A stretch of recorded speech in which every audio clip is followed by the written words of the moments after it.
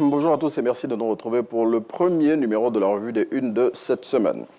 Tout enseignant absent à son poste à partir de ce lundi 7h sera considéré comme démissionnaire et traité conformément au statut général de la fonction publique. C'est la mise en garde faite par la ministre d'État, Anne-Désirée Loto, dans un communiqué aux enseignants qui participent à la grève jugée illégale et inopportune. Grève initiée depuis le 3 avril par certaines organisations syndicales du secteur éducation-formation en dépit des discussions en cours avec le ministère de la fonction publique. Dans ce document consulté par Fraternité Matin, le gouvernement, tout en dénonçant une violation manifeste de la loi et du protocole de trêve sociale, ainsi que des principes qui régissent les organisations syndicales, rassure les parents d'élèves et les élèves que toutes les dispositions sont prises pour assurer la fin de l'année scolaire 2024-2025 et garantir le bon déroulement des examens de fin d'année. Cette situation de grève dans le secteur éducation-formation met à mal l'école ivoirienne et partant le climat social.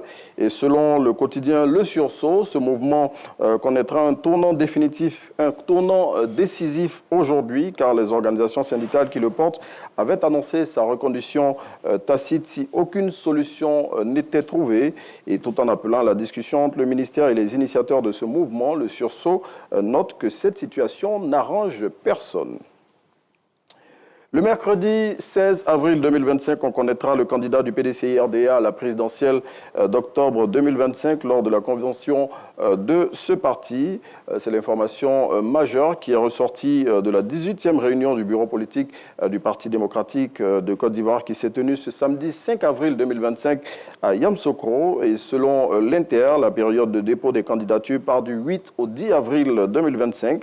À noter toujours selon le quotidien qui va au-delà de l'info que ce 18e bureau politique du PDCI-RDA s'est tenu en l'absence de son président, Tidjane Thiam.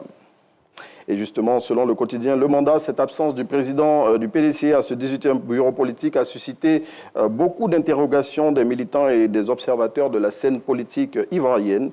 Pour le confrère, malgré les raisons de force majeure évoquées par Philippe Koupli-Boni, président honoraire du parti, pour la justifier, cette absence de Tidjane Thiam n'est ni plus ni moins qu'un boycott de cette rencontre majeure du parti. C'est ici qu'on s'arrête pour ce numéro de la Revue des Unes.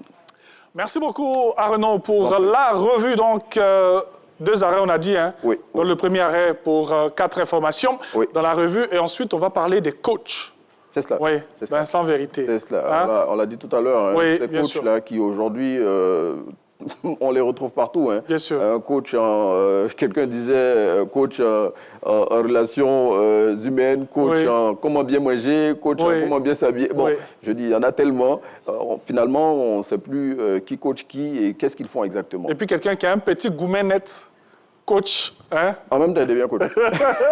Et donc, aujourd'hui, justement, pour traiter de ce sujet, on aura un coach certifié qui va venir justement nous aider à voir mieux clair dans voilà, cette grisaille-là, si on peut l'appeler ainsi, de coachs qui pullulent sur les réseaux sociaux. On en a tellement. On en a tellement. Voilà. On en parlera bien sûr dans cette émission.